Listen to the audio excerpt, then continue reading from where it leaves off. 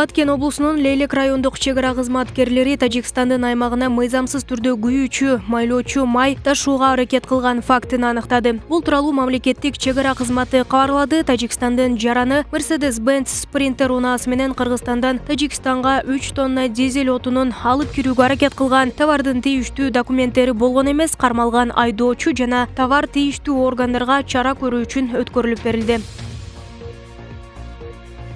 Экономикалык кылмыштарга каршы күрөшүү мамлекеттик кызматынын мурдагы төрагасы Бакир Таиров 2021 жылдын 2-февралына чейин камакка алынды. Улуттук коопсуздук мамлекеттик комитетинин маалыматы боюнча, мамлекеттик органдардын биринин жетекчисинен өзгөчө бир өлчөмдө акча каражаты келип түшкөн факт аныкталган. Сотко чейинки өндүрүштүн алкагында быйыл октябрь айында өткөн парламенттик шайлоо алдында Финполдун мурдагы жетекчиси саясий партияны каржылоо керек деген шылтоо менен мамлекеттик орган жетекчилеринин бирин ири суммадагы акча которууга мажбурлаган. 10 декабрда жазык процесстик кодексинин 98-беренесинин негизинде кармалып, улуттук коопсуздук мамлекеттик комитетинин убактылуу кармоочу жайына киргизилген.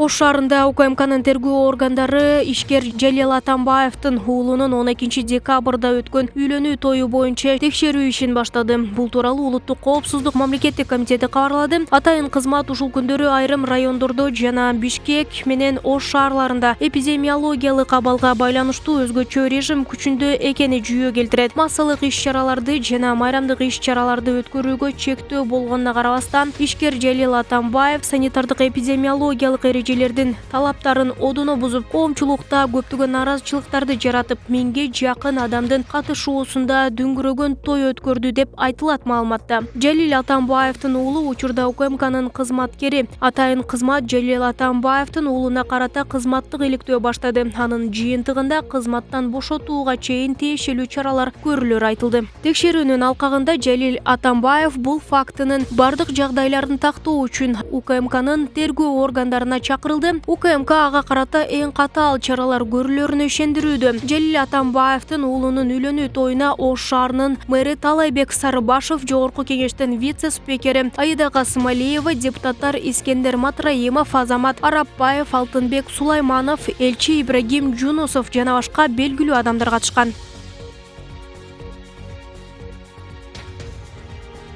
Ош облустук прокуратурасында улук прокурор Союзбек Сарыковго байланыштуу кызматтык иликтөө жүрүп жатат. Бул тууралуу Азаттыкка мекеменин изин суутпай издөө жана тергөө бөлүмүнүн жетекчиси Ильич Исманбетов билдирди. Сарыков Ош шаардык сотундагы отурумга мас абалында катышып, андан соң судьянын бөлмөсүндөгү терезенин тосмосун бузуп качып кеткени тууралуу видео 12 декабрда интернетке тараган. Ильич Исманбетов кесиптешине байланышкан бул окуяны жарым-жартылай тастыктап, ал коопсуздугуна байланыштуу терезеден чыгып кеткен болушу мүмкүндүгүн айтты. Интернеттеги ачык булактар аркылуу Союзбек Сарыков аттуу киши Карагулжа Өзгөн райондук прокуратурасында иштеп кеткендиги жөнүндө маалымат табууга болот. Кесиптештери ал көп убакыттан бери облустук прокуратурада иштеп келатканын билдиришти.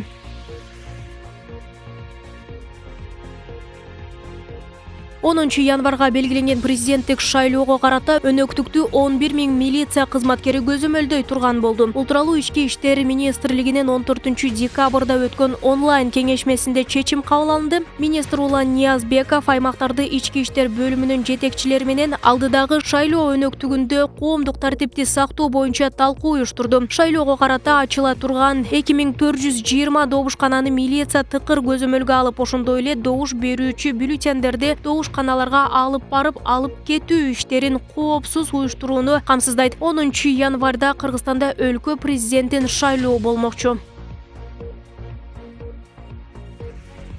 13 декабрда кыргызстандык балбан Руслан Царев грек-рим күрөшү боюнча дүйнө кубогунда коло медаль тагынды. Дүйнө кубогу ушул тапта Сербиянын Белград шаарында өтүп жатат. Руслан Царев 72 килограммга чейинки салмакта килемге чыгып алгачкы беттешинде венгер балбаны Балент Карпасиге жеңилди. Карпаси мелдештин финалына чыгып, Царев көңүл жубатуучу күрөшкө түштү. Царев коло байге үчүн болгон алгачкы беттешинде украиналык Максим Евтушенконы 4-0, экинчи беттешинде болгариялык Аик Мнацакиянды 3-1 эсебинде жеңип, коло байге тагынды. Спорттук күрөш түрлөрү боюнча Дүйнө кубогу 12 декабрда башталып, алгачкы 2 күндө грек-рим күрөшүнүн балбандары күч сынашты. Кыргызстандын атынан 9 балбан 9 салмактык бөлүктө килемге чыкты.